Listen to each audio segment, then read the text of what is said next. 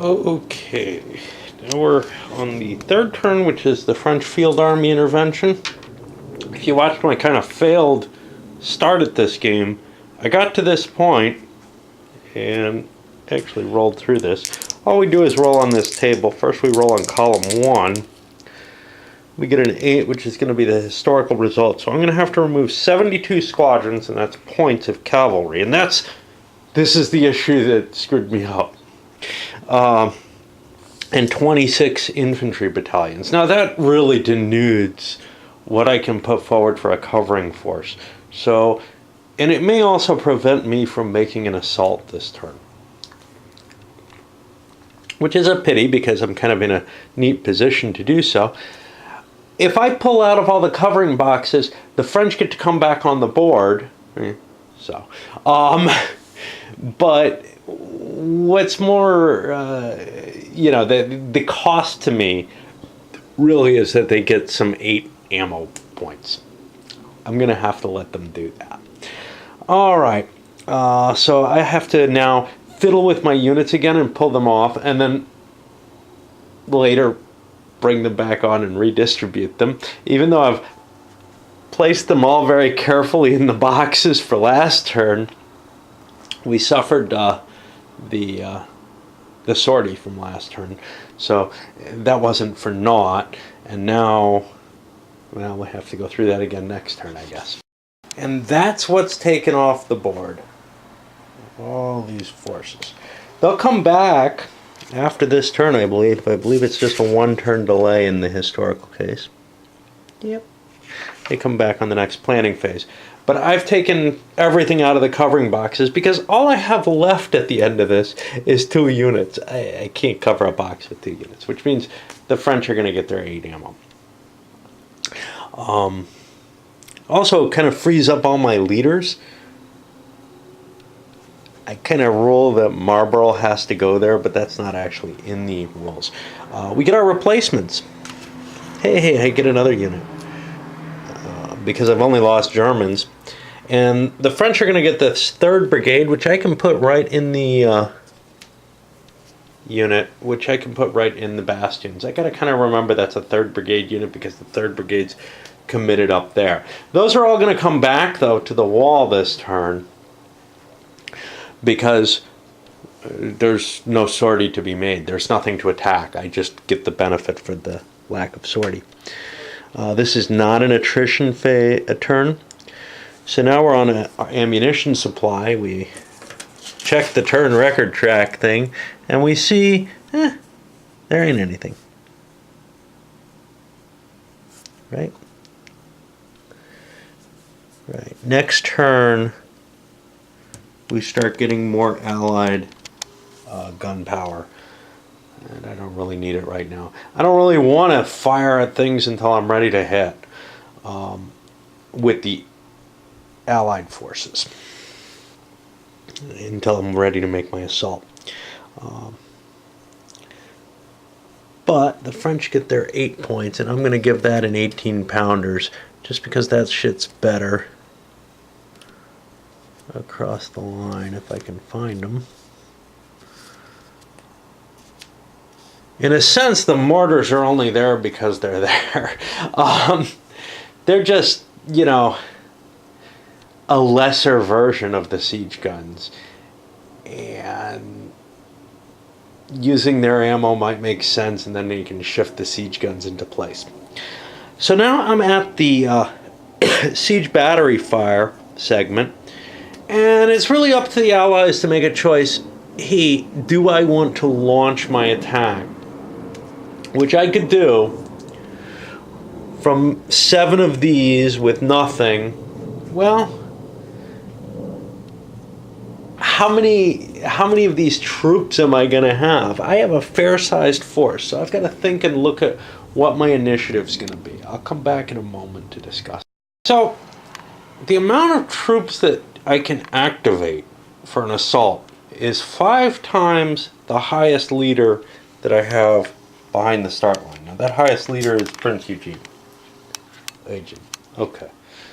So I get 15 units. That's approximately the size of my army. I could build a little bit more field works there. So I could launch just about everything. What are my problems? One is I only have one gun, so I could only wreck this area right in here. I could do probably a pretty good job on it because I can fire as many times as I like up to my ammo, right? Is it worth getting that lodgement? Will I get to keep it? Those are the big questions. Crossing this territory, it looks like I can manage in 2 or 3, 2 at this nearest point, rounds of movement. Now those rounds of movement I'll be getting fired on the 2-to-1 table here, which I don't think there are going to be any modifiers, not in bad terrain or anything, which means I'm going to be looking at probably taking damage on about half of them. Now, that's going to depend on the morale of my units, and the morale of my units says even with A morale units, there's a pretty good chance I get repulsed as long as I'm taking damage out there. There are a goodly number of field guns here, are there not? 1, 2, 3 in place that could fire in this location. Attacking from here is going to be harder, in part because I'm not going to have a gun that can blast down that the siege works there. I could fire, no, not from there. I don't have a gun gallery there either. I don't think that I can do it here. Basically, yes, there are less French troops on the board because of the sortie last turn.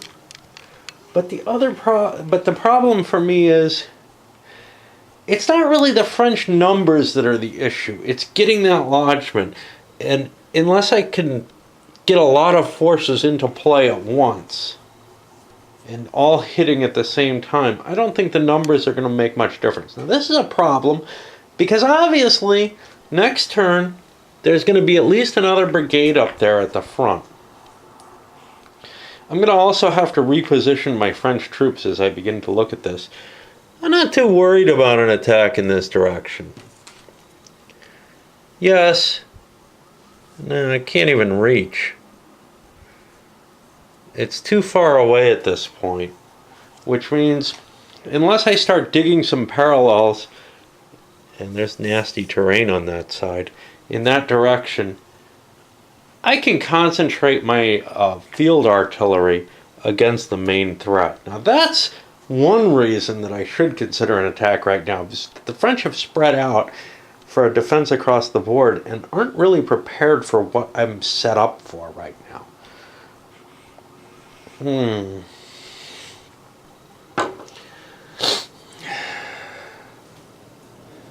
How much ammo do I have? I have tons and tons of ammo, and I'm getting more. Oh, I gotta think some more. Well, I found out I'm cheating again, essentially. I'm gonna leave it stand. The Allies have to keep 6 of their parallels in each of the 2 sectors, divided by the river, garrisoned. Now, when I look, I actually only have 5 here and 4 here because of these other building units. I could have stripped off a couple of units from those holding boxes, so we'll just ignore it. I'm constantly finding little issues like this in the game that I miss. It's just the nature of this set of rules that it never clicks with me. This game always disappoints in terms of the rules organization and in terms of the annoyance that I've already described with repositioning all my units. So if I'm not going to assault, well, I shouldn't have put this gun here, but no biggie there. At least there was some threat, maybe briefly perceived or something. But I'm not going to shoot my guns. However, the French may want to shoot their guns. The reason for that is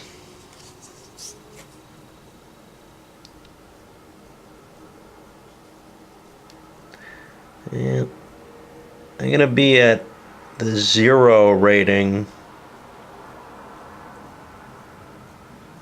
for any attacks here. And out here, looks like I could hit this one. And say this one. But I don't think I'm getting the middle of this.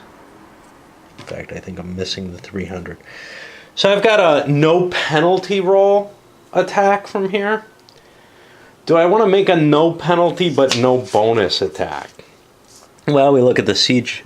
First of all, I was looking at mortar fire, which is the worst table. If I'm using... Oh no. Geez, I don't know which is which. I've always assumed the mortars are worse, but I think they're actually better. So mortar fire is maybe the better table. No, the mortar's... Yeah, the mortar's the better table, I'm assuming. That means on a 5 or a 6, I'd eliminate units. And I'd be able to do... some damage. What I haven't done is I haven't bothered to move my artillery. He's sitting over here, the commander. So I think I'm going to hold off on French fire too. This is kind of interesting. You're getting to hear me decide why I can't do anything throughout the game. And, you know, this could be a very quick game, I guess, comparatively, if you really knew it. But as it is, because I'm struggling, and I've always struggled, opposed or otherwise, with trying to grasp, okay, what can I actually do here? Because it is such a different system, it becomes difficult to handle. On the other hand, Sevastopol, which is just as different a system, I find much more enjoyable. And I don't know why, but we'll see. All right, so if I'm not firing, it's time to construct, and we get our points. And 2, 4, 6, 8, 10, 12, 14, 16, 17, 18, 19, 20. Looks like 21. Looks like I've got 7 points over there, which is crap, basically. And then over here, my leaders, I get 4, 5, 6, 7 more. So all I get is 14 points. That means I can build maybe 7 things. I'll take care of them. These all flip over first, so that they're available, and I could actually just pull them back. Well, if I were doing an assault, I couldn't. They'd have to stay there, I think. No, I get my operational movement first, so I'll take care. About the cheating, but I forgot to tell you why I didn't move forward other than that I cheated. It's because all the units that I had on the board are crappy morale units that I'm using for construction with the fear that they'll get shot. That makes sense, but it also means that I've committed all my good stuff over to the main battlefield, and I can't really launch an attack. Plus, I can't use the Brits for an attack because I can only use them twice in a total game, and I'd rather wait until I actually need them to use them. And that doesn't include Marlborough. He must stay off the main map because he's got that parenthesized combat. Alright, on to...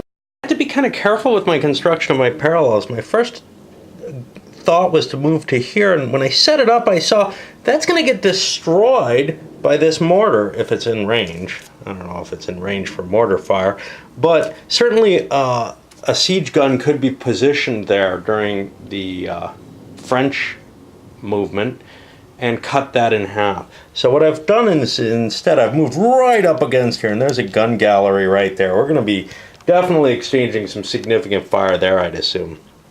But here I've had to build through the rough terrain to get to a point where my parallel is going to be cutting kind of this way so that it doesn't get sliced. Remember, if I can cut through the 2 lines of the parallel, and it looked like that was going to happen if I built it coming out of here, then that parallel is just destroyed.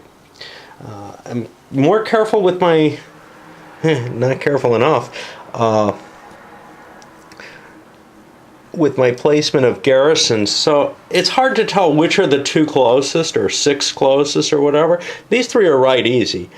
Over here seems likely to be 1. This one may be 1. This one, you know, close enough is good enough. Those rear line units aren't going to be fired at. It's just a matter of having the troops available. And that's why I said it's really not that big a deal. And over here it's very easy. I filled all 4 of these with the simple thought of, hey, you know, I want to make sure I don't make a mistake.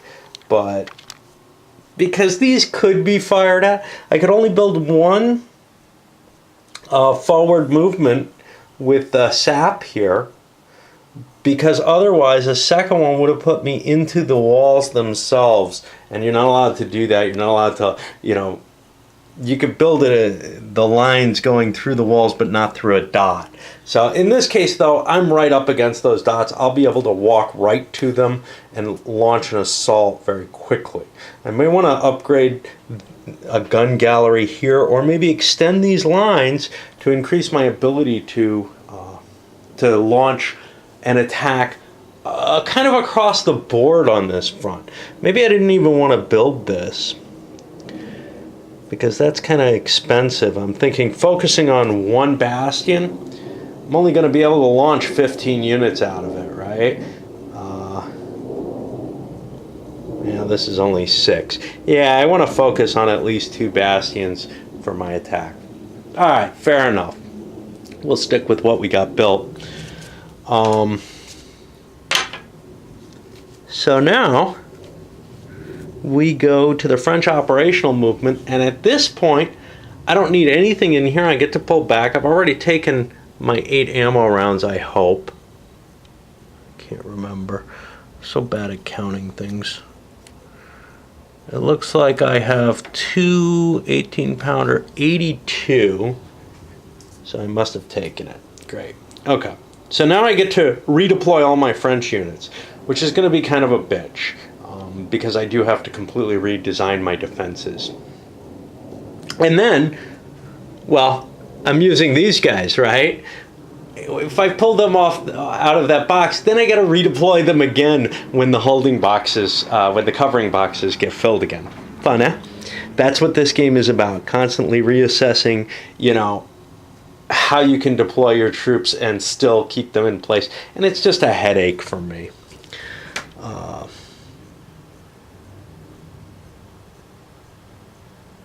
And then that's going to be it, because we have no damage to repair and we have no sorting to do. Alright, pushing further into Lille. The first thing that happens is the planning phase, and these troops reappear.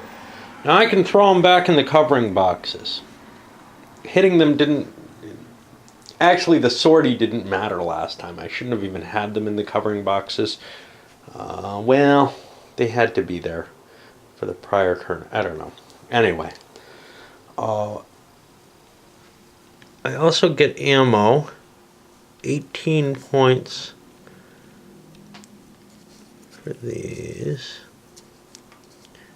and 3 mortar points.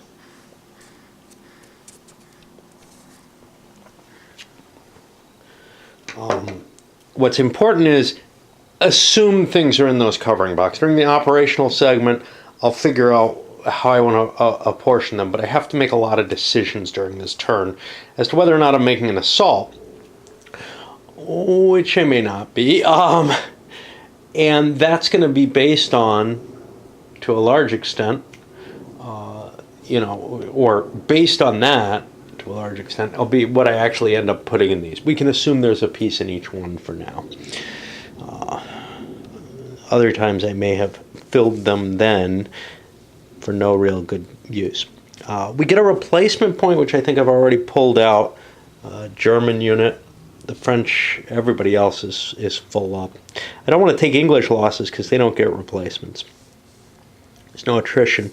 That's the ammunition supply. Now it's time for the siege batteries, and it looks like we're close enough that we want to start firing. Now,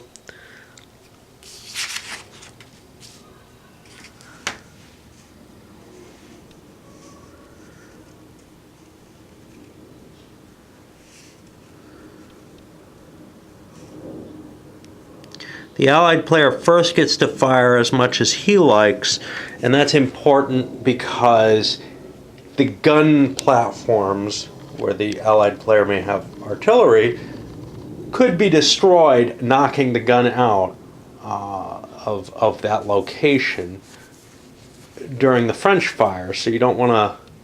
You want to allow the Allied guns to fire. I gotta think. Do I want to fire?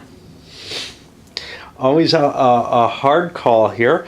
I have one gun platform here. I haven't taken any real fire from the French yet. I will probably in this turn. I don't have to do anything like declare all my fire as far as I can tell. I can just shoot until I'm done shooting. The question, of course, is, do I want to shoot at all? Do I want to waste fire at this point? Because if I'm not making an assault and I breach the walls, the engineers get to start generating replacements points on those walls. So unless I really want to assault, I think I actually don't want to breach the wall. I don't want to expend my fire right now. I'll think about it a little bit. I need a break anyway. I've only played for about 5 minutes, but this game does that to me. So I don't feel like I have enough of these parallels built to expect to be able to launch an attack, but the French are still going to try to blow up what they can find. So let's take a look at what they're going to do. First of all, yeah, I can hurt some of the troops that are in the parallels, and we'd like to knock out as much as we can. We got this mortar here. Oh, that's not quite gonna be in the 100-yard range, I think. But the 200-yard is also a +1 to the die roll, so it doesn't make much difference. So I'm going to fire a mortar at this. And this is all that's going to happen is I'm going to be looking at this chart. I'm going to be on this table. I got a +1 from the die roll. I'm going to be on the mortar table. Essentially, I need a 4, 5, or 6 to do something. I'll take a roll.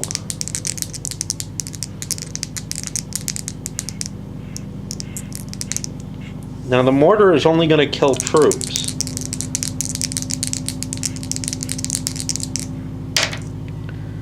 I get a 4 + 1 is 5. That doesn't do me. Oh no, that does me a kill. So I kill one of these units. Bang. Now I'd like to wreck the siege works, and I got to move a mortar fire down. I've only got 11 of these. I'd like to wreck the siege works. I got these 18-pounders here. I think I want to use them. And they're also going to be within that +2 range, I believe, if I'm not mistaken. So I got a +1 on the die roll there. But here it's tougher. I need a 6 to damage the actual siege works. I don't get one. I'll fire a second shot. I'm keeping track of these in my head. I don't get one. I'll fire a third. No. Fourth. That's a 5. That's not going to do it. I think 5. 6. Okay. So far I've fired 6 rounds of 18-pounder ammo there. And I haven't done a lot, but I want to keep firing. I'll come back and tell you what happens and whether I have any ammo left at the end of this. Because if I don't break up these parallels, they're just going to keep expanding. That's the extent of my fire. I'm not going to do any long-range fire against these positions, but I've knocked all of these out. This would have been longer range fire where I don't get the +1 again. Not worthwhile, but you can see I've killed a whole bunch of these Dutch units, which were in the construction trenches. Now I'm down to what, only 6 mortar fire left, and my 18-pounders are down to 69. The 18 pounders are my more impressive thing, but I want to get a kill ratio getting up there so that there are less troops available to, you know, cover all the covering boxes. Maybe I can get more ammo that way. I may even want to take mortar ammo at some point. I don't know. But I think I've done pretty well with my firepower there. So, well, we go on to the construction phase. Now, all I've got is these here again. So I've got the same kind of numbers as I did last time. That's a lie. I've got all this cav too, which puts me at around 90 or something like that. The reason that all of them can be in here is I was allowed to bring everything back wherever the hell I wanted on the board, which is why I put one unit in each covering box to prevent the French from pulling artillery through this turn, or ammo through. But I could put all the cav in here. So I can do a significant amount of construction. One thing I have to do is I have to spend to repair these, and those cost 1 point each. The gun gallery may cost 2 to repair.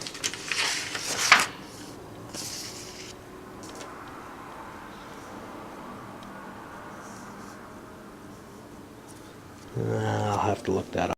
Done with my construction phase yet, but I have to note once again I'm in danger. If the French put a gun here, I gotta kind of worry about that. I'm fine right now, but before I kind of curved my line, it was going to be exposed to gunfire from there. And likewise here, I had to kind of curve away, because you can see if it was straight, I could probably curve it a little bit more towards that. But if it gets too close, there's a possibility that I could get a shot lined up right down the parallel, and then the trench is just destroyed. So I got to be a little bit iffy about, you know, how I place my pieces. Now at this point, I got to kind of think. I can't start digging into here. It looks like a good idea. Hey, look, it's open up there. The reason I can't do that is for that very same point. From one side or the other, I will be able to shoot down those parallels. And I can't dig into here for the same reason.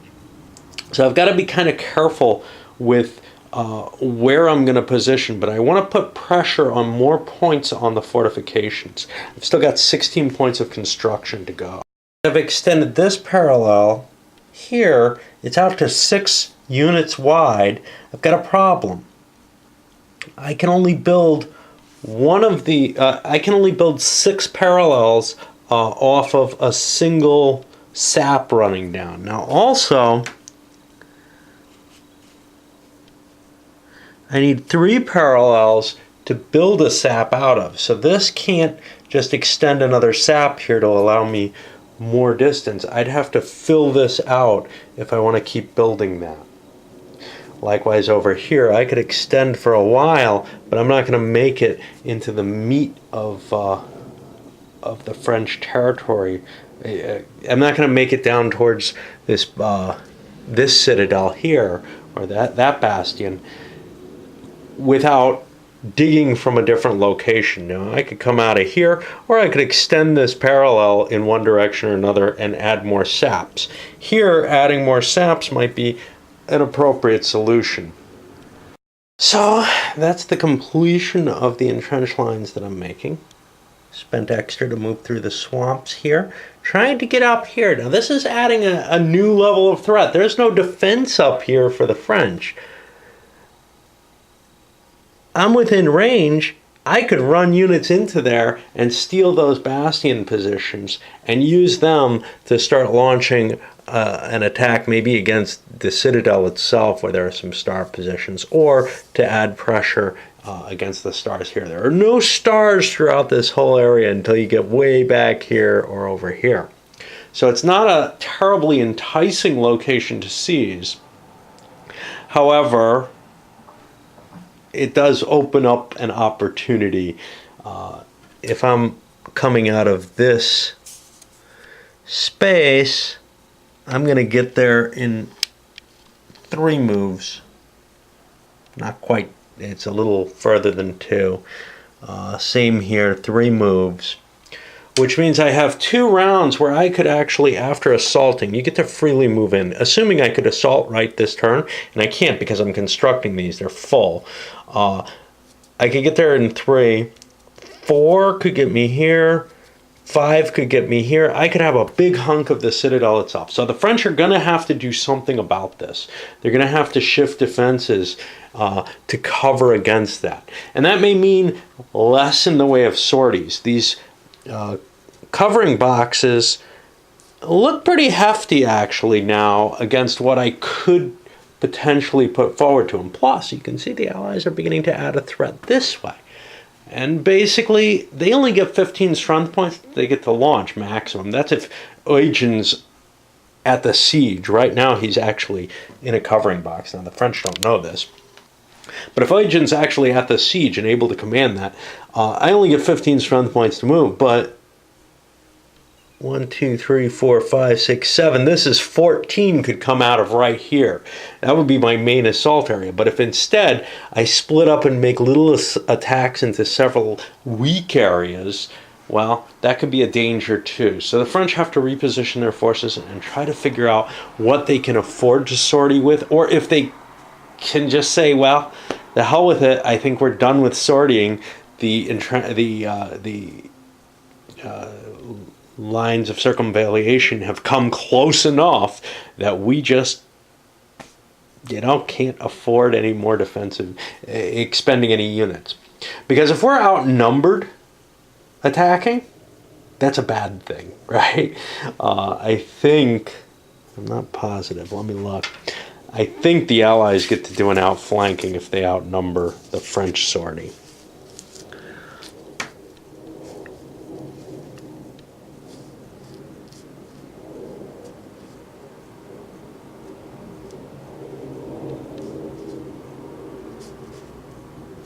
Yeah. So the second line gets to use that flanking attack. So if the Allies outnumber the sortie, that's something we just don't want to have happen. I also don't know the composition. I don't know how much of this is, these dragoons here and how much is infantry covering it. The dragoons can knock a bunch of my units out of there, maybe more than they count for. So you kind of look at one-to-one parity, and you want to then exceed that, so that you get some flanking fire. Otherwise, you're just playing an attrition game that the French can't afford to play. They're doing well so far. But they aren't just playing attrition. They're getting good attacks in recently. The French think this is their last turn for a sortie. So they've concentrated all their power on the bastions and then over here near the citadel because that's kind of at risk. Is there some danger of units being able to cross here? Sure, but I've got some firepower from some field guns there, and I can move my infantry into place over here if the assault seems to be at least in part heading that way. I don't think the Allies are going to be able to do an assault all along the line. If they do, if they have that kind of points, but they can't, right? This takes 14 right here, right? So they're going to have to not make every single parallel that they have up against me operate. So if they send this way, and I had better get a field gun there. Crap. Oh boy, I don't know where to find one. This one's probably worth moving. That one's not terribly useful. If they send this way, I've got field guns in place, and actually, I think I want to put this down here, because it can defend across there and an attack against here. So, that little tiny bit of bastion kind of kicking out there is really, really a helpful little piece of this design. And, you look at the way the Vauban fortress is constructed, and you begin to see why it works the way it does. Yeah, when you're actually walking along the walls of one, you do see it too. You kind of say, wow, I can shoot anybody from there all the way out to that side. I've got this great line of sight, and I've got covering fire from the nearest bastion in a way that mere towers on a normal wall don't provide. Anyway, the thing I'm figuring is I got one more turn really to do a sortie, because this is going to start getting close, and that puts another threat where I've got to dispatch troops over to there. I had troops there. I moved them out because I don't think there's any chance of making it this turn, although to tell you the truth, there is some risk, because I can build more tunnel, more construction. But remember, I can't really attack from the construction I just built, and that's why I say I've got another turn. I don't have to worry about construction that doesn't exist yet. I do have to worry about stuff I managed damage. You can see these. There's only one repairing unit in each one, which means there could be one healthy unit in each one to launch the attack. What I don't have to worry about, though, is things that I blow up. So as long as I have ammo and I can wreck the parallels, well, to some extent, those parallels are they're not going to be as likely to hit me. Well, let's go beyond that. They're going to be able to hit me because the construction comes after my firing. So yeah, so I can trim the amount of damage that can be launched from one of those parallels. Okay. I guess we go on. I'm going to make an attack on the Dutch, because I know I get a +2 from the Dutch. I might be pulling a +3 from Prince Eugen if I go after the Germans, and I definitely will if I go after the English. I'll get good old Marlborough. I screwed up with the Allies. I left all the Dutch leaders, Wilkins and Arnhem, back here. Alright, that's great if I was launching an attack, if I had enough troops that I'm launching an assault, because you've got to prepare your forces, right? Well, no, not exactly. You get if I was doing an assault this turn, it would make sense. Since it doesn't make any sense at all, I'm going to actually pull them back. And